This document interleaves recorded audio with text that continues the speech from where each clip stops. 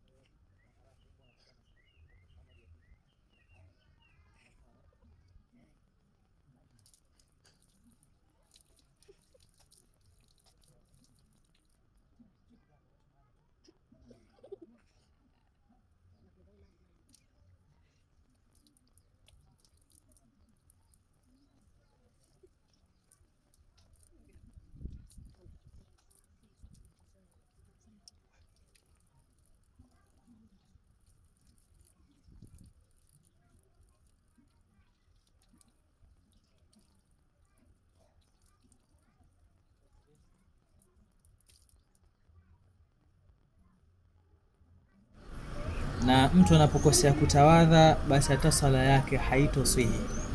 Kwa hiyo hii ndo namna sahihi ya kutawadha. Bismillahirrahmanirrahim. Ukiwa unaosha viganja, unaweza kuosha hivi, unafahamu, au kuosha hapa kwa pamoja kwa, na si lazima iwe mara tatu. Muhimu ni kila mahala iwe kumegusa maji, sawa? Kupandisha maji puani unatakana ufanye kama namna unavyosikutua. Tamam? Kwa hiyo maji yanatakaniwa yaingie pua ndio uyatoe hivi. Uso yuko. Hiyo yote ni uso. Unafahamu? Uso si hapa. La, tamam? Bali uso wote mpaka huko. Unahakikisha kama una ndevu, unaona sabri una ndevu. Unazo. Kama una ndevu hakikisha ndevu pia zaingia maji, sawa? Ikija ni mikono, hapa naona kila mtu amekosea. Mikono vile vile unaweza ukachota maji ukaosha kwa namna hii au ukauoshea hapa hapa. Ila cha kuzingatia kwanza utafikisha mpaka huko juu, tamam? Na pili, hizi viganja, yani mkono si hapa mpaka hapa. Mkono ni kuanzia hapa mpaka huko. Kwa wakati unaosha mkono, hakikisha unauosha kwa namna hivi. Wana hivi. Nimeeleweka hapa? Kisha mpaka huko. Kisha kichwa hakioshwi. Kichwa hakioshwi. Chapanguswa. Tamam? Pangusa.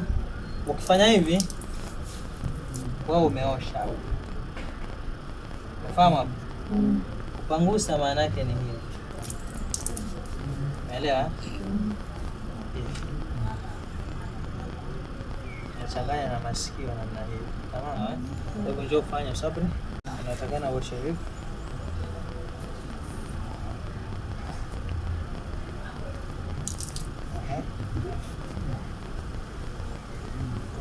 Njoo ifanane Harith.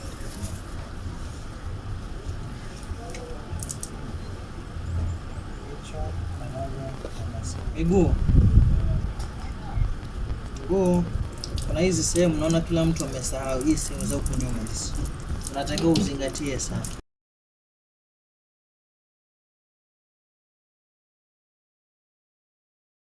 Hapo utakuwa uko sawa. Tamam? Lakini lau utaosha tu basi wewe haujui kutawadha. Lazima uoshe. Nimeeleweka hapa? Vizuri sana. Na sehemu nyingine vile vile.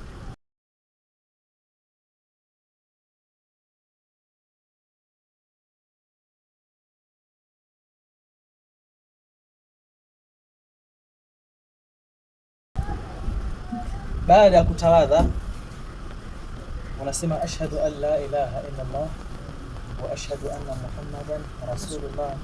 Allahumma ij'alni min at-tawwabin waj'alni min al-mutatahhirin.